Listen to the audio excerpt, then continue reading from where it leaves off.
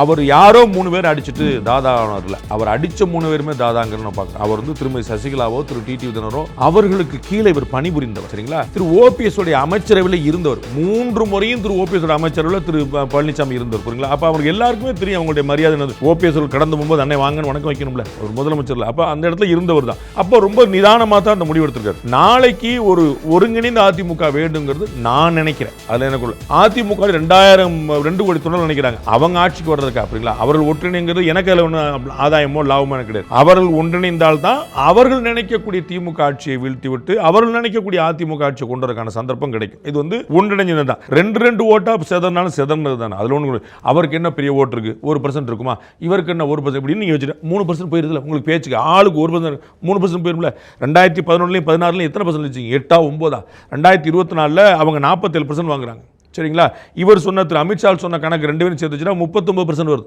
அங்கே 8% difference already இருக்குது. இப்போ நீங்க சொல்லுங்க, ஆளுக்கு 1%, சசிகலாக்கு 1, டிடிவிக்கு 1, ஓபிஎஸ்க்கு 1 வச்சுக்கோங்க. இந்த 3% வெளியே போறது 8 12 மாறிடுது. உங்களுக்கு புரியுங்களா? பழைய என்டிஏ சேர்த்து அவர் 18ன்றார். சரிங்களா? அப்ப ஏற்கனவே இந்திய கூட்டணி 47 வச்சிருக்கு. அப்ப 47 39 8 டிஃபரன்ஸ் ஆல்ரெடி இருக்குது. 3 வெளியே போகுது, 12% டிஃபரன்ஸ் வருது. அப்ப உத்தரவாதமான வெற்றி யாருக்கு? அப்போ இன்னும் சொல்ல போனால் விஜய் அவர்களுடைய இம்பாக்ட் வேறு வந்திருக்கு. அப்போ இதில் என்ன ஏடிஎம்கே பக்கம் யாருக்கு ஓட்டு போகுங்கிறதையும் பார்க்கணும். அப்போ நம்ம ஒன்றிணைந்து போகிறது அவர்களுடைய லட்சியத்துக்கு. இன்னும் சொல்ல போனால் திரு எடப்பாடி பழனிசாமியை முதலமைச்சர் ஆக்குவதற்கு தேவை. அப்படிதான் யோசிக்கணும். பட் இந்த கெடுவில் ஒர்க் ஆகுமான்னு எனக்கு தெரியல. ஒருங்கிணைந்த அதிமுக தான் எல்லாருடைய விருப்பமும். அதை திரு செங்கோட்டையன் அவர்கள் பகிரங்கமாக பேசியிருக்கிறார்.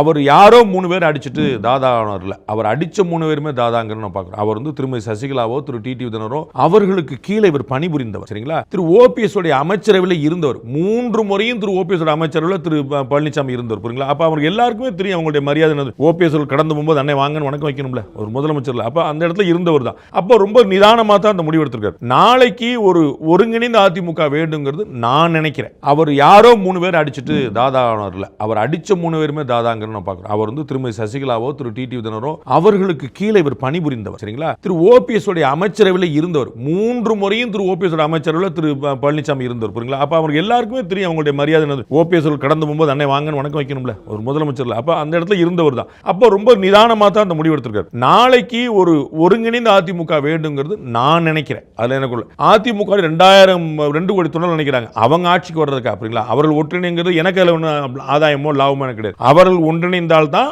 அவர்கள் நினைக்கக்கூடிய திமுக ஆட்சியை வீழ்த்தி விட்டு அவர்கள் நினைக்கக்கூடிய அதிமுக ஆட்சியை கொண்டு வரக்கான சந்தர்ப்பம் கிடைக்கும். இது ஒன்றிணைஞ்சது தான். 2 ஓட்டா செதறினாலும் செதறினது தான். அதுல ஒன்று அவருக்கு என்ன பெரிய ஓட்டு இருக்கு, 1% இருக்குமா, இவருக்கு என்ன 1% இப்படின்னு நீங்க வச்சுட்டு 3% போயிருதுல உங்களுக்கு பேச்சுக்கு ஆளுக்கு 1% 3% போயிரும்ல. 2011 16 எத்தனை பர்சன்ட் வச்சுங்க? 8 9 2024 அவங்க 47% வாங்குறாங்க.